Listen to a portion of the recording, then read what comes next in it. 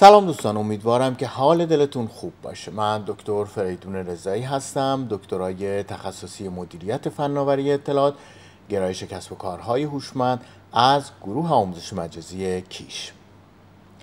همونطور که خاطرتون هست، جلسه اول کسب و کارت رو بساز رفتیم سراغ این که ویژگی های یک ایده خوب چیه، اونها رو با هم دیگه بررسی کردیم. جلسات دوم و سوم و جلسات بعدش اومدیم رفتیم سراغ این که اگر من میخوام یک کسب و کاری رو راه اندازی بکنم چه سوالات مهمی رو باید از خودم بپرسم و به اونها پاسخ بدم.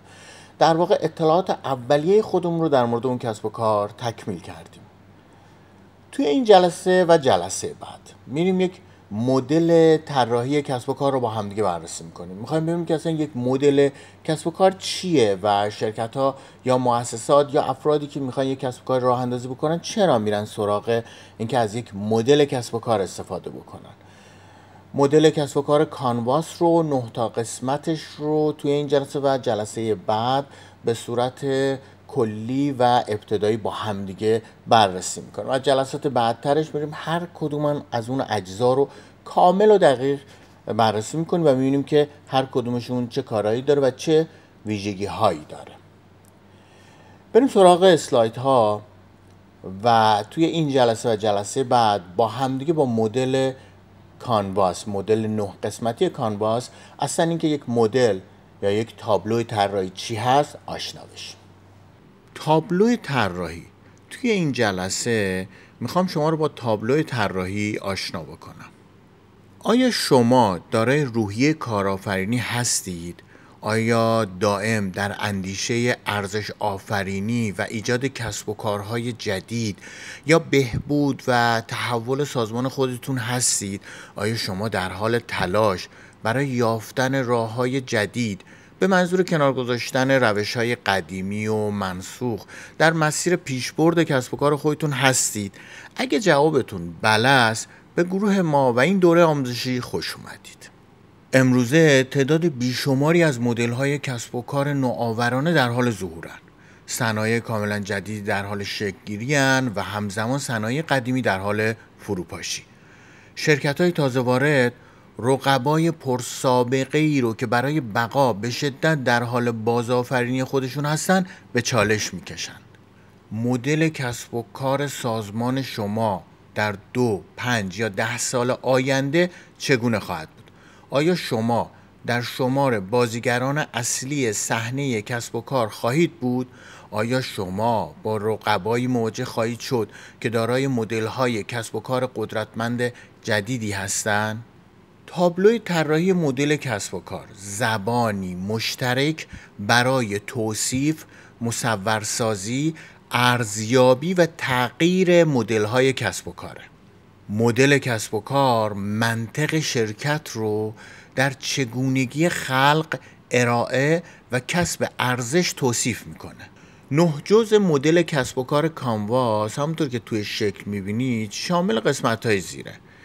اولین قسمت بخش‌های مشتریه، دومیش ارزش‌های پیشنهادیه، سوم ارتباط با مشتریه، یعنی با مشتری به چه صورتی میتونیم ارتباط بگیریم، و بعد کانال‌های انتقال کالا و محصوله، به چه صورتی میتونیم در واقع اون محصول رو به دست مشتری برسونیم. جریان‌های درآمدیمون چیه؟ و بعد فعالیت‌های کلیدی که باید انجام بدیم تا این کارها انجام بشه، یعنی محصول تولید بشه، با مشتری در ارتباط باشیم، اونو به مشتری برسونیم. ساختارهای هزینه‌ایمون چیا هستن؟ منابع کلیدیمون چیا هستن؟ و مشارکت‌های کلیدی. یکی از مهمترین قسمت‌های مدل 9 قسمتی کانواس بخش‌های مشتریه.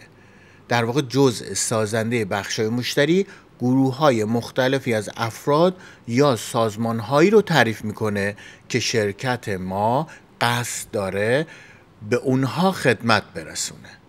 ما برای چه کسانی ارزش خلق می‌کنیم؟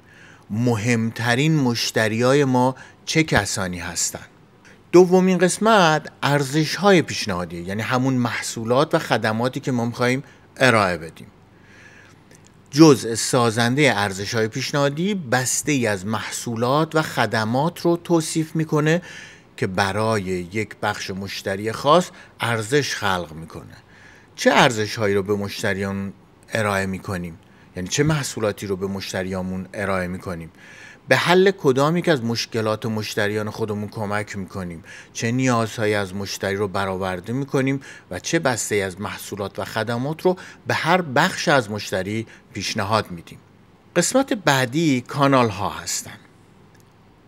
جزء سازنده کانال ها بیان کننده اینه که شرکت به منظور ارائه ارزش پیشنهادیش، یعنی همون محصول یا خدمت مورد نظر، به بخشای مشتریان هدف خودش چگونه با اونها ارتباط برقرار میکنه و با اونها دسترسی میده یا دسترسی داره.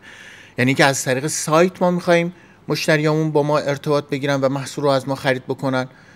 یک محل کسب و کار داریم، یعنی یک مغازه داریم و محصولات رو ارائه میکنیم، یا یک دفتر اداری داریم.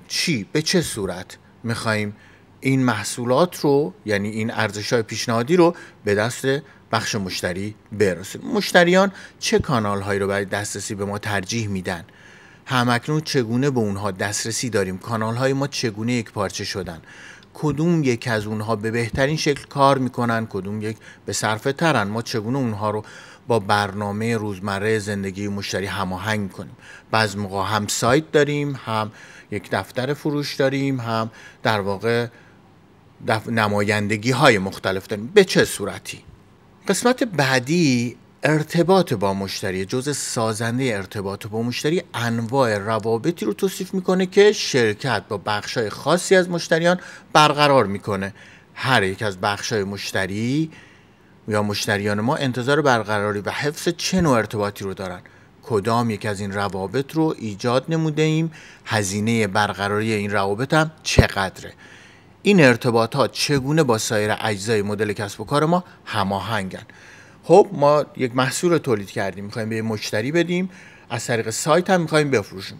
حالا به چه صورتی با اون مشتری ها ارتباط میگیریم و به چه صورت اون مشتری ها رو حفظ میکنیم؟ در واقع همون CRM هست.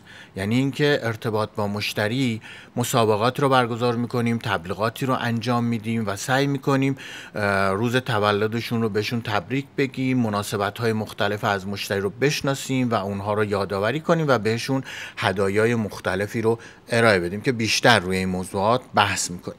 یکی دیگه از اون قسمت ها جریان های درآمدیه. جزء سازنده جریان‌های درآمدی نشون دهنده درآمدیه که شرکت از هر بخش مشتری کسب میکنه. هزینه‌ها باید از درآمدها کسب بشن تا سود به دست بیاد. این قسمت. خب مشتریان ما واقعا برای چه ارزشی تمایل به پرداخت پول دارن؟ اونها در حال حاضر برای چه چیزی پول میپردازن؟ چگونه پول میپردازن؟ ترجیح میدن که چگونه بپردازن؟ هر جریان درآمدی چه سهمی از کل درآمدها رو به خودش اختصاص میده. قسمت بعدی منابع کلیدی هستن. جزء سازنده منابع کلیدی مهمترین دارایی‌های مورد نیاز برای عملکرد صحیح مدل کسب و کار رو تشریح می‌کنن. ارزش‌های پیشنهادی ما به چه منابع کلیدی نیاز دارن؟ کانال‌های توزیع نیازمند چه منابعی هستند؟ برای ارتباط با مشتری باید چه منابعی رو در نظر بگیریم؟ ایجاد جریان‌های درآمدی به چه منابعی احتیاج دارن؟ در واقع نیروی انسانی، محل کسب و کار، مثلا اگه سایت داریم اون سایتمون جزء منابع کلیدیمون هست. نیروهای انسانی و متخصص که دارن با ما کار میکنن منابع انسانی ما هستن. توزیع کننده ها منابع انسانی ما، یعنی در واقع منابع کلیدی ما هستن. میز، صندلی، اینها جزء منابع کلیدی ما هستن. کامپیوترها جزء منابع کلیدی ما محسوب میشن. توی این قسمت روی این موضوعات بحث خواهد شد. فعالیت‌های کلیدی چیه؟ خب ما برای اینکه بتونیم محصول تولید کنیم، به مشتری بفروشیم، کسب درآمد بکنیم و غیره، باید یه سری کارها رو انجام بدیم. جزء سازنده فعالیت‌های کلیدی مهمترین کارهای مورد نیاز برای عملکرد صحیح مدل کسب و کار رو تشریح میکنن. یعنی که اگه من میخوام یه سایتی رو بسازم، چه کارهای کلیدی باید انجام بدم؟ ارزش‌های پیشنهادی ما به چه فعالیت‌های کلیدی نیاز دارن؟ یعنی اینجا بخواد محصول تولید بشه چه فعالیت‌های کلیدی باید انجام بشه؟ کانال‌های توزیع نیازمند چه فعالیت‌های کلیدی هستن؟ برای ارتباط با مشتری باید چه فعالیت‌های کلیدی انجام بدیم؟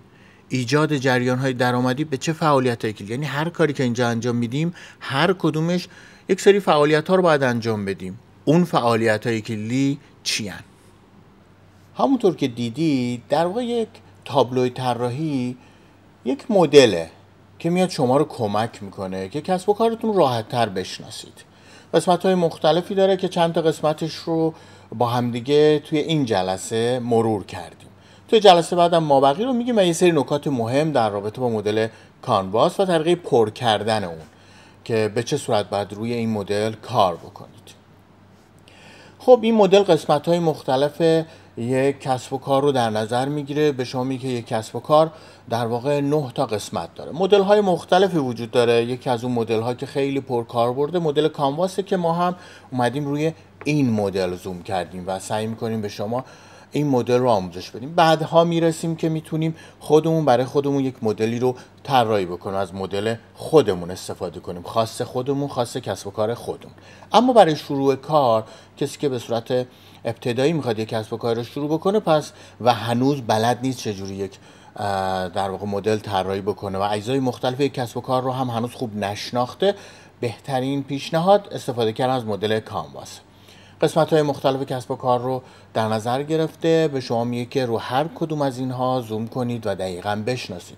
مشتریاتون کیا هستن اونها رو بشناسید. محصولی که میخواهید ارائه بدید رو کامل و دقیق بشناسید و چه چیزی رو میخواهید به چه مشتری ارائه بدید. کانال‌های ارتباطی و در واقع CRMتون رو تشریح بکنید و بشناسید و اونها رو تجزیه تحلیل کنید. از کجا میخواید کسب درآمد بکنید، منابع کلیدی، کارهای کلیدی و حتی شرکای کلیدی و هزینه هایی که میخواید برای انجام این کارها انجام بدید اونها رو هم بشناسید.